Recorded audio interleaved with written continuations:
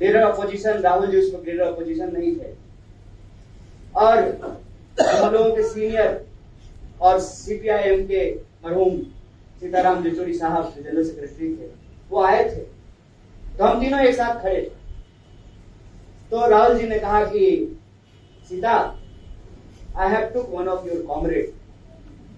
तो सीताराम येचुरी ने बहुत शानदार जवाब दिया। सीताराम ने कहा कि क्या तेरा क्या मेरा, इस लड़ाई में अब हम सब लोग एक ही नाव पर सवार हैं। भाजपा इतनी बेचैन इसलिए है कि उसको मालूम है कि लोग दीदी से थक रहे हैं। पिछली बार भी मोदी को बंगाल नहीं आने देना है, इसीलिए दीदी को वोट दे दिया। ये सच्चाई है। बोलिए हम झूठ बोल रहे हैं? अगर हम झूठ बोल रहे हैं तो वापस चले जाएंगे। आप वहां जाकर के बैठिए, आपका भी भरोसा चला जाएगा। और मैं सच बोल रहा हूं। जब मैं कहता हूं कि मैं गांधी के पार्टी में हूं, तो मैं सिर्फ कहने के लिए नहीं हूं, मैं सचमुच गांधी के पार्टी में हूं। और सच चाहे कितना भी करवा क्यों ना हो, राहुल गांधी यही कहते हैं, डरो मत। एक डरा हुआ इंसान ही दूसरे को डराता है, और हमको कोई चीज खोने का डर नहीं है। तो देश में सबसे पहली मीटिंग और सबसे पहली सभा जो हमने की, हम तीनों लोग साथ में थे, वो हम यही कलकत्ते में किए थे, राजा बाजार में किए थे। और यहां से जो आवाज उठी, वही आवाज लेकर के हम बिहार गए, और बिहार में जनगण मन यात्रा की। पूर्णिया की रैली बहुत शानदार थी, और नतीजतन की तमाम क्रोनोलॉजी समझाने के बावजूद जया शाह के पप्पा जो है सीए को लागू नहीं करवाए, डरा गया। तो कहते हैं कि बिन हवा न पत्ता हिलता है, बिन लड़े न कुछ भी मिलता है। इन तमाम शोर, कोलाहल और निराशा के बावजूद इस देश ने पिछले 11 साल में ये देखा है कि इनकी कोशिश नहीं रुकती और हमारी हिम्मत नहीं टूटती। और ऐसा नहीं है कि इसमें लोग खो नहीं रहे हैं। सीए एनआरसी के उस प्रोटेस्ट के बाद दिल्ली में दर्दनाक दंगा हुआ। दंगा कहना गलत होगा, आप कह लीजिए कि एक समुदाय के खिलाफ सरकारी समर्थन से कत्लेआम किया गया लोगों का। और जो लोग इसके खिलाफ थे, 5 साल हो गए हैं, उनको जेलों में बंद करके रखा गया है। तो ऐसा नहीं है कि इनकी कोशिशें जारी हैं और हम हिम्मत से उसका मुकाबला कर रहे हैं, और हम अकेले नहीं। ये लड़ाई किसी एक व्यक्ति की, एक चेहरे की, एक पार्टी की नहीं है। ये लड़ाई दरअसल सोच की है। और जब लड़ाई सोच की बन जाए, जब बात दिल की हो जाए, तो दल नहीं देखना चाहिए। इसीलिए जब हम भी और नासिर भाई भी हुसैन से बात कर रहे थे कि क्या कर रहे हैं, लड़ तो एक ही लड़ाई रहे हैं, तो ये अलग रेडी पटरी पे अपना अपना दुकान चलाने का क्या मतलब है? सब लोग ये देखो।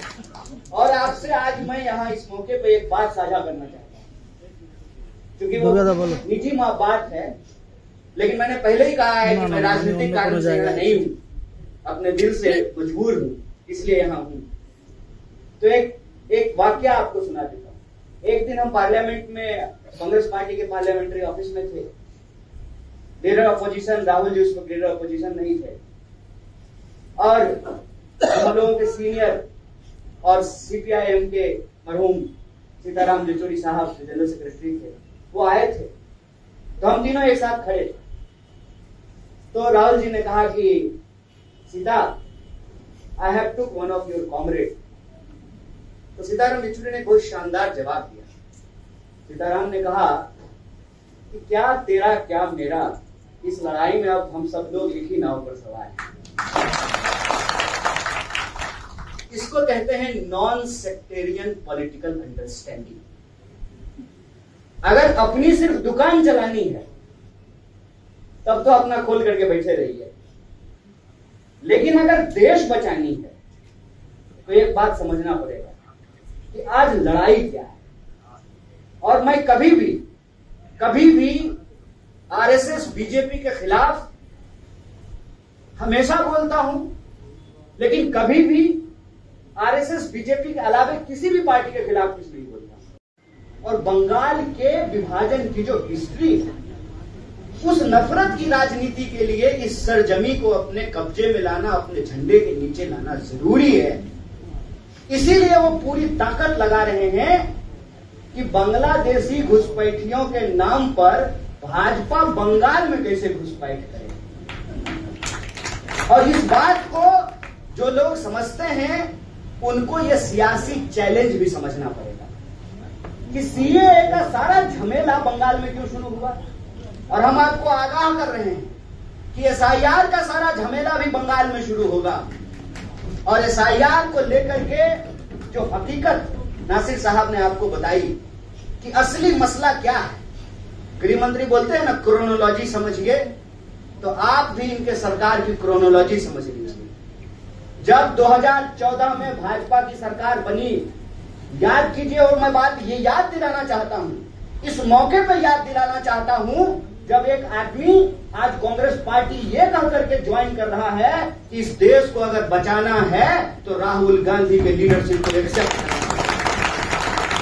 याद कीजिए 2014 से पहले देश में एक आंदोलन हो रहा था। आंदोलन का नाम क्या था? अन्ना आंदोलन, याद है ना? हम जवान थे, इश्क करने की उम्र थी और क्रांति से कुछ ज्यादा ही इश्क होता था। वो फैज लिखते हैं ना, वो लोग बड़े खुशकिस्मत थे जो इश्क को काम समझते थे या काम से आशिकी करते थे। हम जीते जी मसरूफ रहे, कुछ इश्क किया, कुछ काम किया, फिर तंग आकर एक दिन दोनों को अधूरा छोड़ दिया। उस रोमांटिक उम्र में जब ये कहता था ना कोई कि भ्रष्टाचार हो रहा है, सारे भ्रष्ट नेताओं को जो है उनका घर तोड़ देना चाहिए, उनका गाड़ी तोड़ देना चाहिए, पार्लियामेंट पे अटैक कर देना चाहिए, सुनने में अच्छा लगता है। अभी हम लोगों ने देखा कि नेपाल में यही हुआ, बांग्लादेश में यही हुआ। वो जब हो रहा था तो नफरत थी कांग्रेस की सरकार के प्रति, कांग्रेस के मंत्रियों के प्रति नफरत था नौजवानों के मन में। और सपना क्या दिखाया जा रहा था कि कांग्रेस करप्ट है, कांग्रेस खराब है, और सपना दिखाया जा रहा था कि एक बार मोदी जी देश के प्रधानमंत्री बन जाएं, हर युवा को रोजगार मिलेगा, हर साल 2 करोड़ नौकरी दी जाएगी, सारा काला धन जो स्विस बैंक में जमा है वो लाया जाएगा भारत, और एक एक आदमी के खाते में 15-15 लाख रुपया पहुंचाया जाएगा। अगर मान लीजिए कि आपके घर में 5 लोग हैं तो आपके घर में 75 लाख रुपया पहुंचेगा।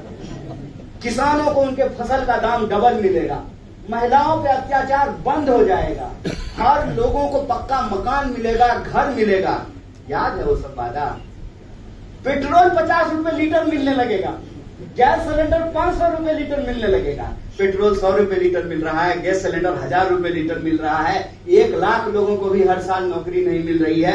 किसानों के फसल का दाम तो छोड़ दीजिए, जो किसान 1 घंटे में 1 आत्महत्या करते थे, 1 घंटे में 2 आत्महत्या कर रहे हैं। महंगाई की हालत यह है कि हर चीज का दाम दुगना हो गया है। और भ्रष्टाचारियों का हालत यह है कि जब तक कांग्रेस में तो भ्रष्ट थे और जब से भाजपा आ गए तो देशभक्त हो गए। इनकलाब जिंदाबाद। सीए एनआरसी पूरे देश के लिए बाद में आया, बंगाल के लिए पहले आया है। आपको लग रहा होगा कि एसआईआर बिहार में आया है, ये संयोग है। एसआईआर बिहार में आया है, ये संयोग है।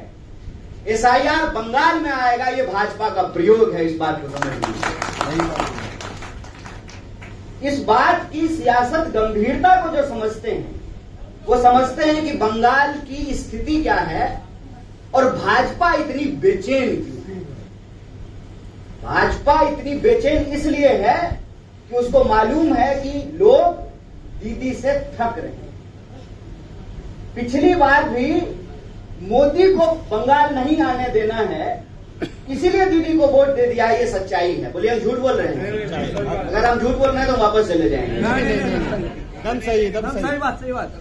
मोदी को नहीं आने देना है इसलिए वोट दे दिया।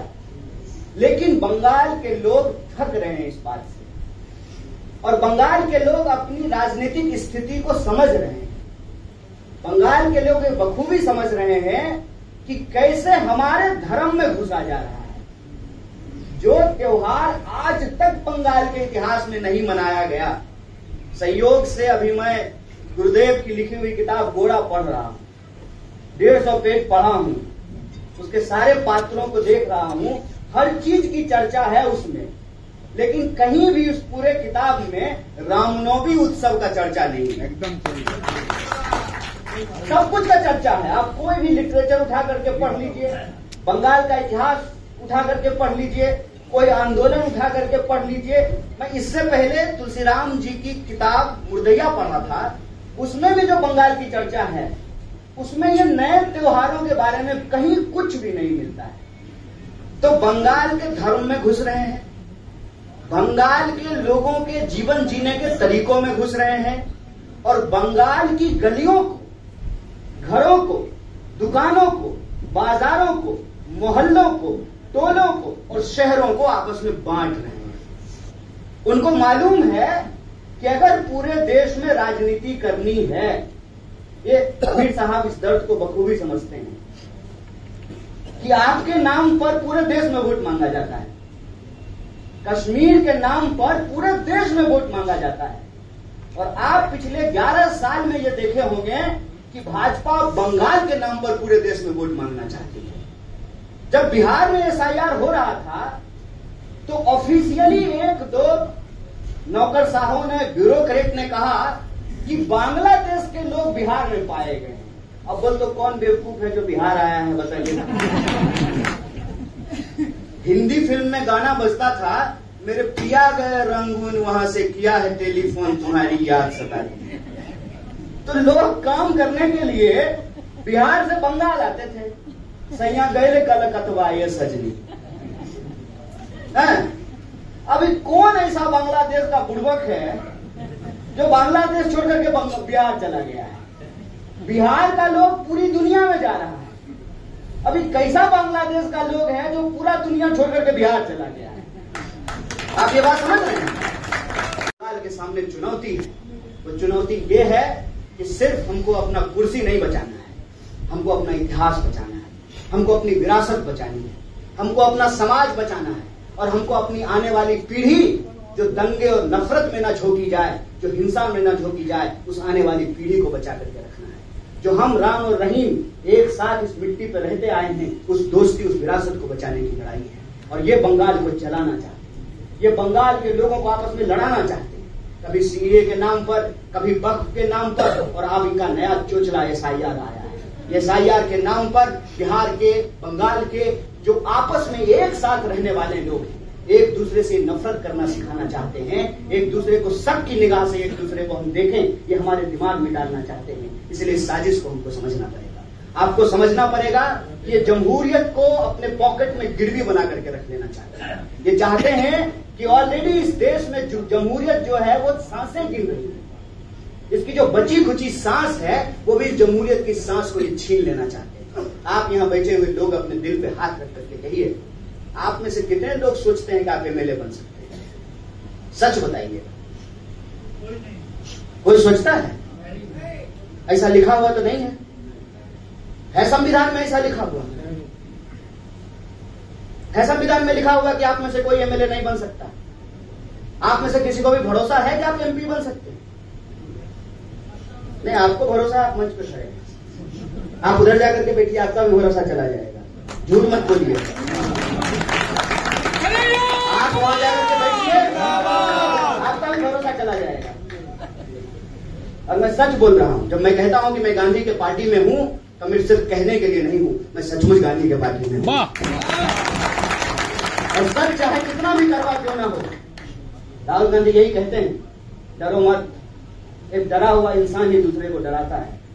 और हमको कोई चीज खोने का डर नहीं है, हमको कोई चीज खोने का डर नहीं है, कोई चीज पाने का लोभ नहीं है। इसीलिए सच बोलते हैं। सच ये है कि इस देश में किसान का बच्चा किसान नहीं बनना चाहता है, मजदूर का बच्चा मजदूर नहीं बनना चाहता है, डॉक्टर का बेटा डॉक्टर बनना चाहता है, कलेक्टर का बेटा कलेक्टर बनना चाहता है, फार्मर का बेटा फार्मर नहीं बनना चाहता है, लीडर का बेटा लीडर बनना चाहता है। क्रिकेट आए ना आए, बाप गृह मंत्री है इसलिए बेटा आईसीसी के पोस्ट पे जाकर झूठ मत बोलिए। अगर झूठ बोलेंगे तो आप याद रखिएगा, कीचड़ से कीचड़ साफ नहीं होता है। कुत्ता, आप जा रहे हैं रोड पे, आपको कुत्ता काट दिया, आप पलट करके कुत्ते को काट लेंगे। हमने कहा ये सोच की लड़ाई है। भाजपा अगर कीचड़ है तो कीचड़ से आप उसको साफ नहीं कर सकते। भाजपा अगर गोडसे की सोच को लेकर के चलता है तो आप झूठ बोल करके भाजपा से नहीं लड़ सकते हैं। आपको गांधी को अपने दिल में लेकर के चलना पड़ेगा। आपको सुभाष चंद्र बोस के साहस की ताकत की जरूरत है। याद रखिए कि लड़ाई बेचने वाले और बचाने वालों के बीच में। वो बेचने वाले हैं जो झूठ बोल करके बेच रहे हैं, हम बचाने वाले हैं। हमको अपनी सच्चाई याद रखनी चाहिए।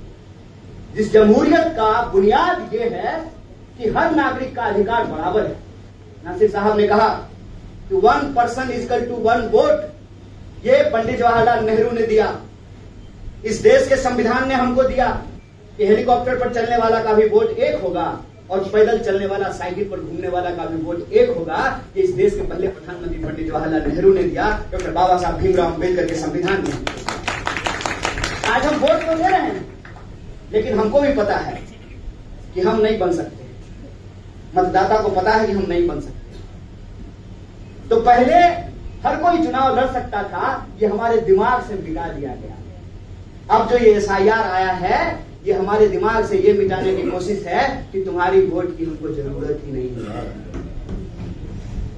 और सोचिए कि अगर चोरी से ही सरकार बनेगी तो MLA, आप चोरी से जो है, आपको अगर MLA बनने का मौका मिल जाएगा साहब, तो आप क्यों जाइएगा राजा बाजार की गलियों में भटकने के लिए, श्याम बाजार की गलियों में भटकने के लिए?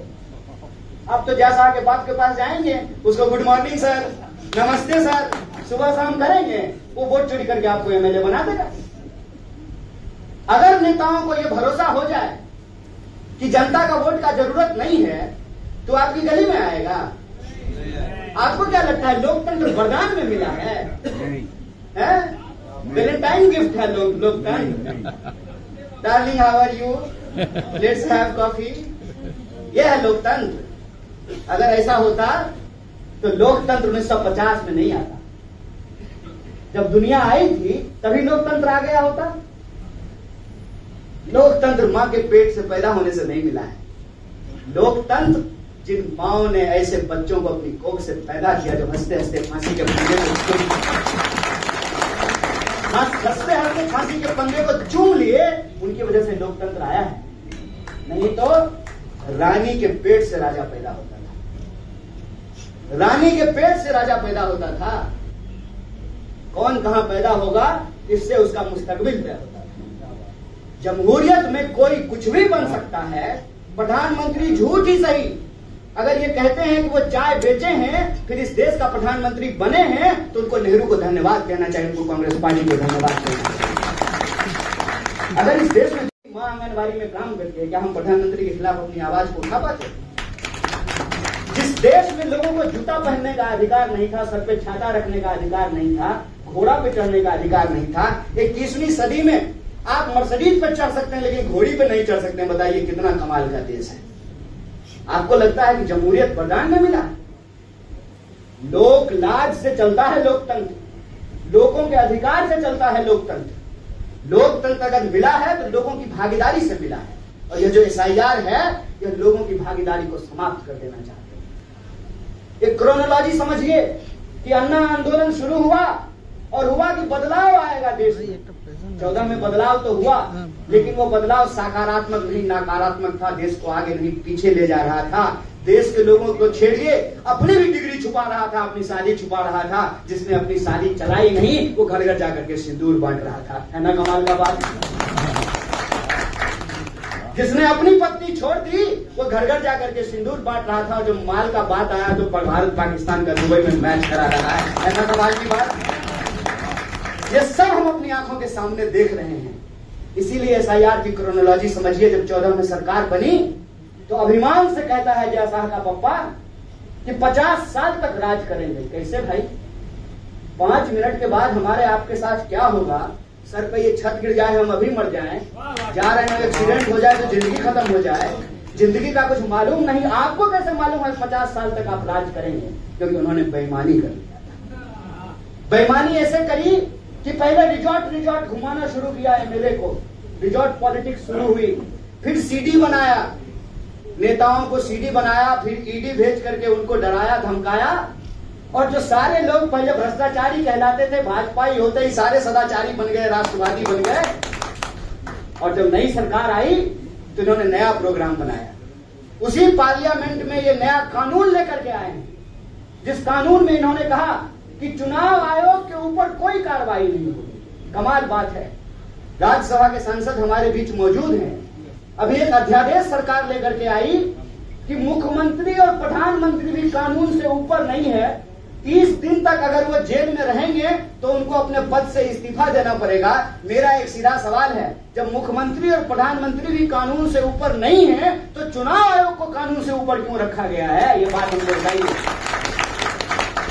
चोर चोर मौसेरा भाई, चोर चोर मौसेरा भाई, ये रिश्ता इन्होंने इस तरह से बनाया है कि तुम बेईमानी करो, खुल्लम खुल्ला मेरे लिए बेईमानी करो, और तुम जब बेईमानी करोगे तुम्हारे बेईमानी से हम चुनाव जीतेंगे, और जब तक हम चुनाव जीतते रहेंगे तब तक तुमको बचाते रहेंगे। सैया भय कोतवाल तो अब डर का है ना। और जब चुनाव आयोग के सामने सबूत के साथ नेता प्रतिपक्ष ने कहा कि देश में वोट की चोरी हो रही है, जब उनसे पूछा गया तो कहता है कि हलफनामा दीजिए। हमने कहा कि हलफनामा नेता प्रतिपक्ष दें, उससे पहले हलफनामा चुनाव आयोग दे, क्योंकि वोट की चोरी हम चुनाव आयोग के वोटर लिस्ट से ही निकाले हैं। और हम दावे के साथ कह रहे हैं, दिन दहाड़े खुल्लम खुल्ला कह रहे हैं, और तुमको चुनौती दे करके कह रहे हैं कि तुम वोट चोरी कहोगे, करोगे तो डंके के चोट पे चोर को चोर कहेंगे और तुम वोट चोर हो, यह नारा हम लगा रहे हैं। वोट की चोरी की गई, चोरी से सरकार बनाई गई, और याद रखिएगा जब वोट चोरी से सरकार बनाई जाती है तब पेपर लीक होता है। जब वोट चोरी से सरकार बनती है तो लोगों को रोजगार नहीं मिलता है। जब वोट चोरी से सरकार बनती है तो महंगाई बढ़ती है। जब वोट चोरी से सरकार बनती है तो महिलाओं को सुरक्षा नहीं मिलता है। जब वोट चोरी से सरकार बनती है तो किसान आत्महत्या करते हैं। जब वोट चोरी से सरकार बनते हैं तो पेपर लीक होता है, जवान आत्महत्या करते हैं। जब वोट चोरी से सरकार बनती है तो देश की संपत्ति को चोरी करके अपने दोस्तों की तिजोरी में पहुंचाती है। इसीलिए हम कहते हैं कि ये लड़ाई बेचने और बचाने वालों के बीच की लड़ाई है। वो बेचने वाले, हम बचाने वाले हैं। और इस लड़ाई में आज जो हमारे साथी प्रसेनजीत बोस आए हैं, इस लड़ाई को इस सोच के साथ हम मजबूत करने के लिए आए हैं कि बिहार में जो SIR चल रहा है उस SIR का हम पुरजोर मुकाबला कर रहे हैं। बंगाल में भी जो है मुकम्मल लड़ाई लड़ी जाए और SIR का मुकाबला हो, उसकी तैयारी हो। इसके लिए आप तमाम साथी जो आज कांग्रेस पार्टी में आपका बहुत बहुत स्वागत है। और हमने आपको कहा कि दीदी से होवे ना, अब मोदी चलवे ना। ऐसे में जो है नए विकल्प के लिए और बंगाल के बिना देश की कल्पना नहीं की जा सकती है, क्योंकि अंग्रेजी में एक बात हमेशा कहा जाता था, what Bengal thinks today India thinks tomorrow. बहुत बहुत शुक्रिया, बहुत बहुत धन्यवाद।